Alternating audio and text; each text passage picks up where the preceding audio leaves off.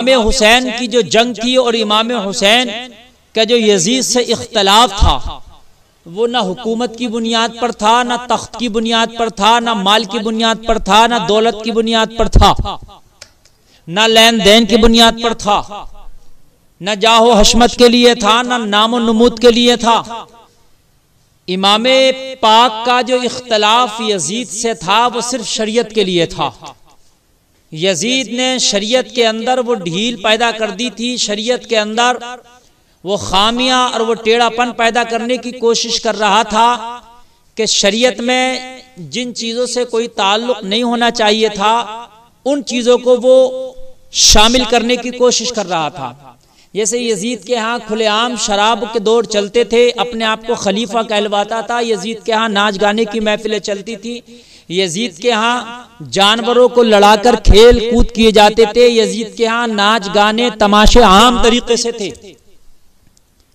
Yazid के यहाँ जिना होता था और हद यह है कि यजीद ने तो मदीनतुर रसूल में अपनी फौज से जब चढ़ाई कराई तो वहां पर मदीनतुर रसूल की जो बच्चियां नौजवान लड़कियां थी उसकी फौज ने उनके साथ तक जिना किए और यहां तक आता है कि 1000 उन बच्चों की विलादत हुई कि जो वो जिना से थे, यानी वलदुज जिना कहलाए वो बच्चे।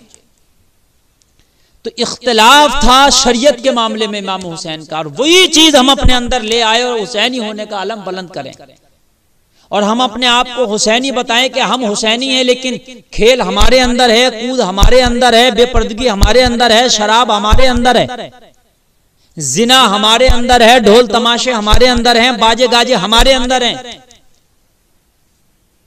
बेपर्दा लड़कियों को घुमाना हमारे अंदर है, ताजिए के नाम पे लड़कों और लड़कों का एक दूसरे को बेपर्दा देखना, एक दूसरे की मुलाकातें होना, ये हमारे अंदर है। तो आप मुझे बताइए फिर इमाम हुसैन ने क्यों करबला में अपना सर कटा दिया था?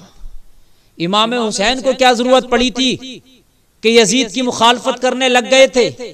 कोई मैंड का झगड़ा नहीं था इमाम हुसैन का कि इमाम हुसैन का खेत यजीद के खेत में बराबर में आ गया था, यजीद ने मैंड काट ली तो झगड़ा मैंड का हो गया। इमाम पाक मदीनतुर रसूल में रहते थे, ये शाम में रहता था।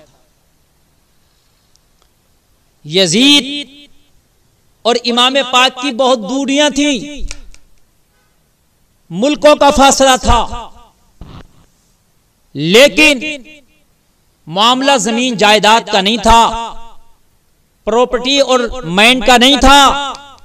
इमाम पाक का जो यजीद से इख्तिलाफ था वो ये था कि तू ना खलीफा कहलाने का हकदार हो सकता है, शरीयत रसूल में तू चाहता है कि मैं चेंजिंग कर दूं, शरीयत रसूल को पायमाल कर दूं, मैं शरीयत की धज्जियां उड़ा दूं। यजीद कान खोल के सुन, जब तक नबी का नवासा हुसैन इस जमीन पे जिंदा है जब तक ये काम नहीं होने दिया जाएगा।